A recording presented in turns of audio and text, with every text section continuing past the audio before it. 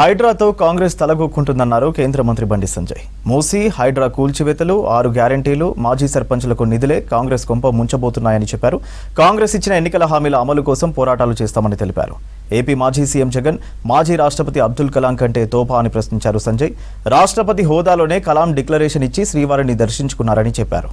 జగన్ తీరు చూస్తుంటే లడ్డూలను కల్తీ చేసినట్టు కనిపిస్తోందన్నారు సంజయ్.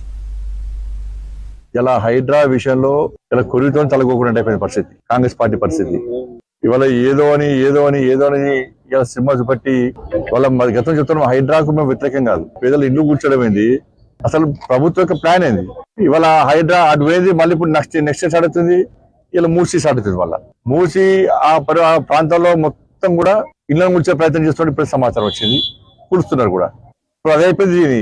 మూసీ ప్రక్షాళన అంటే ఏం ప్రక్షాళన చేస్తారు? చిన్నప్పటి నుంచి ఉంటున్నది మూసీ ప్రక్షాళన చెప్పండి. 30-40 సంవత్సరాల నుంచి ఉంటున్నారు మూసీ ప్రక్షాళన చెప్పండి. అంతకుముందు ఆ జపాన్ నిధులు ఖర్చు పెట్టారు, నెక్స్ట్ జమైకా నిధులు ఖర్చు పెట్టారు. మరి ఏదేమైనాయో ఒకనో హుస్సేన్ సాగర్ నీళ్లు కంపెనీలు చేస్తానండి ఆయన ఫామ్ హౌస్ ఆయన పోయి ఆడపోయి ఉన్నాడు. కాళేశ్వరం పేరుతోనేమో 1,00,000 కోట్లు నాశనం చేసి ప్రజల మీద భారం పెట్టిండు. ఇప్పుడు వీళ్ళేమో మూసినది ప్రక్షాళన కోసము 1,00,000 కోట్లు ఖర్చు పెడతారట. 1,00,000 కోట్లు ఎక్కడి వరకేస్తారు? ప్రజల మీద భారం పెడతారు.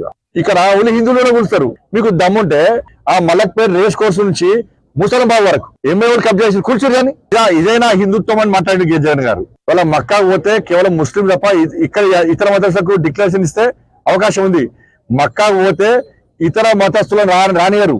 వాళ్ళ ఇమాములు సర్టిఫికేట్ ఇస్తేనే రాణిస్తారు. మరి ఇదేనా ఇస్లాం అనగలుగుతారా? వాటికన్ సిటీకి వెళ్తే అక్కడ డ్రెస్ కోడ్ ఉంటుంది, ఇతర మతస్థులు రానియరు.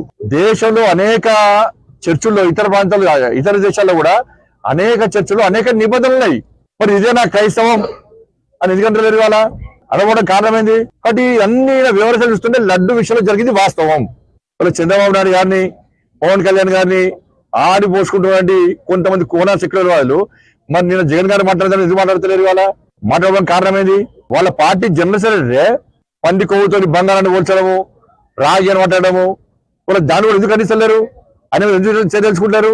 అంటే హిందుత్వానికి వ్యతిరేకంగా ఎంత మాట్లాడితే అంత ప్రోత్సహించే ప్రయత్నం చేస్తున్నారు. అంటే ప్రత్యక్షంగా పరోక్షంగా మత మార్పిడిని ప్రోత్సహిస్తున్నారు. భక్తులందరూ లడ్డును స్వీకరించాలి.